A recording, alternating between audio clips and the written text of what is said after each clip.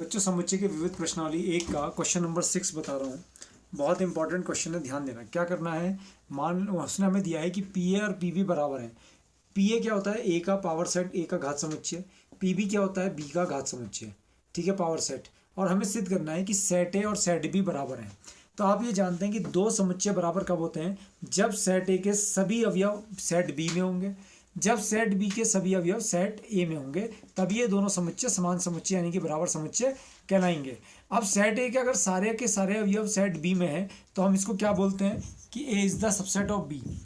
अगर set A के सभी अवयव सेट बी में है तो A is the subset of B यानी कि ए बी का उपसमुच्चय है। और अगर B is the subset of A हो जाए यानी कि बी के सारे अवयव ए में है तो हम क्या बोलते हैं कि B is the subset of A. अगर ये कंडीशन हमने दिखा दी कि ए के सारे अवयव बी में है और बी के सारे अवयव ए में है तो तब हम लिख देंगे ए बराबर बी। ठीक है, इस क्वेश्चन को सॉल्व करने से पहले थोड़ा सा मैं आपको समझाता हूँ पावर सेट के बारे में। मान लीजिए कि कोई समुच्चय हमारे पास ए बराबर ए कॉमा बी है, इसमें हमारे पास दो ही अवयव सेट ए में। तो सेट ए के उपसमुच्चयों की संख्या कितनी हो जाएगी, 2 की पावर n। तो 2 की पावर 2, इसके अंदर दो अवयव हैं तो 2 की पावर 2 बराबर है 4, यानी कि इसके अंदर 4 उपसमुच्चय होंगे। तो 4 उपसमुच्चय अब हमें निकालने हैं। सेट ए के उपसमुच्चय की संख्या आ गई। अब उपसमुच्चय क्या हुए, यहाँ देखो उपसमुच्चय। तो पहला उपसमुच्चय क्या हुआ 5, दूसरा सिंगल एलिमेंट ए, तीसरा सिंगल एलिमेंट बी, और चौथा प्रत्येक समुच्चय स्वयं का क्या होता है उपसमुच्चय। तो ये 4 उपसमुच्चय आ गए। अब पावर सेट की बात आती है तो इन उपसमुच्चयों से जो उपसमुच्चय आए हैं 5, set A, set B, set A comma B, इन समुच्चयों से बना समुच्चय, इन उपसमुच्चयों से बना समुच्चय, इन सब सेट से बना सेट पावर सेट कहलाता है। तो देखिए, तो घात समुच्चय पी ए क्या हो गया, बहुत ध्यान से, 5 कॉमा कर्ली ब्रैकेट ए कॉमा कर्ली ब्रैकेट बी और कर्ली ब्रैकेट ए कॉमा बी। मैं तुम्हें क्या बताना चाह रहा हूँ, आप ध्यान से देखना। ये 5 जो है ये सेट ए का क्या है उपसमुच्चय है, लेकिन ये 5 जो है पी ए का क्या है, पी ए का मतलब घात समुच्चय, ए का क्या है अवयव है।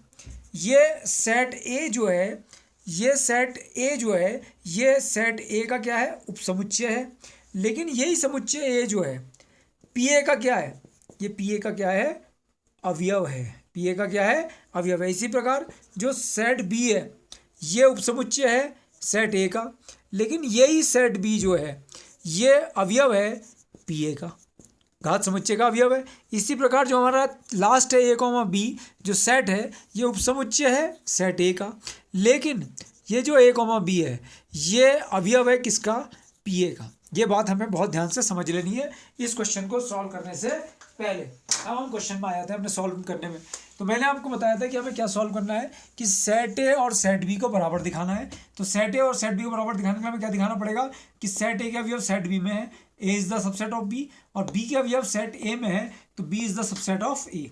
तो सबसे पहले हमने क्या माना कि कोई चार अवयव एक्स है जो सेट ए का अवयव है, तथा वही एक्स जो है अवयव एक कोई सेट है सी का भी अवयव है।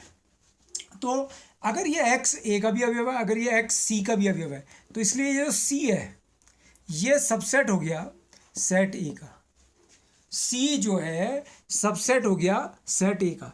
अगर सी इसका सबसेट है तो सी अवयव हो गया पी ए का।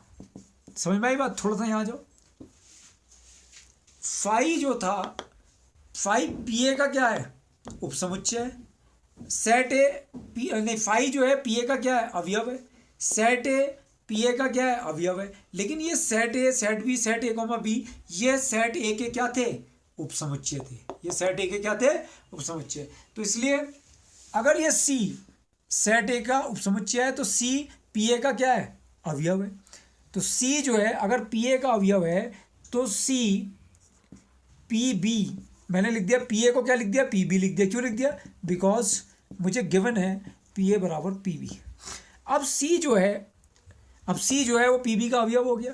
अब सी अगर पी बी का अवयव है तो सी पी बी का सी सेट बी का क्या होगा उपसमुच्चय होगा। उल्टी बात हो गई, अगर सी बी का उपसमुच्चय है तो सी के अवयव किस में होंगे बी में होंगे, इसलिए x belongs to capital B, इसलिए x belongs to capital B. तो इससे हमें क्या पता चला, ये जो सेट बी है ये भी किसका उपसमुच्चय हो गया ए का। इसलिए ये एक्स अवयव ए में था, अब वही एक्स अवयव किस में आ गया, बी में आ गया। इसलिए A is the subset of B. मैं यही चाह रहा था कि मुझे A is the subset of B मिल जाए। ठीक है, अब दूसरी बात क्या हो रही है, लिखो। माना अब हमने कोई एक और चार अवयव वाई मान लिया जो सेट बी का अवयव है, तथा फिर इसी चार अवयव वाई को हमने एक सेट डी का भी अवयव मान लिया। इसलिए अब ये वाई बी का भी अवयव है, वाई डी का भी अवयव है, तो डी क्या हो गया, सबसेट हो गया किसका, बी का, क्योंकि डी के अवयव बी में है। अब अगर डी बी का उपसमुच्चय है तो डी पी बी का क्या होगा, अवयव होगा, अवयव का साइन आ गया। ठीक है, डी पी बी का अगर अवयव है तो पी ए का भी अवयव होगा। क्यों, क्योंकि हमें क्या दिया है, पी ए बराबर पी बी। ठीक है, अब डी पी ए का अवयव हो गया, तो डी अगर पी ए का अवयव हो गया, बहुत ध्यान से देखना, अगर डी जो है पी ए का अवयव हो गया तो डी किसका उपसमुच्चय हो गया, ए का। डी पी ए का अवयव है तो डी उपसमुच्चय किसका, ए का। ये क्या बता रहा है कि डी के अवयव कहाँ चले गए, सेट ए में चले गए। इसलिए वाई जो था जिसको हम बी का अवयव लेकर चले थे, अब वो वाई किसका अवयव हो गया, ए का अवयव हो गया। तो इसका मतलब क्या हो गया कि ये ए जो है अब किसका सबसेट बन गया, क्योंकि वाई ए का भी अवयव है और हम लेकर के चले थे वाई बी का भी अवयव है। वाई किसका अवयव है, बी का भी अवयव है, इसलिए A is the subset of B. हमने ये बात सिद्ध कर दी, B is the subset of A. हमने क्या सिद्ध कर दिया कि B is the subset of A.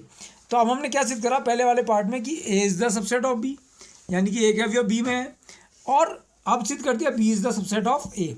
लिखेंगे because A is the subset of B and B is the subset of A, इसलिए सेट ए बराबर सेट बी। ये क्वेश्चन आपका सिद्ध हो गया।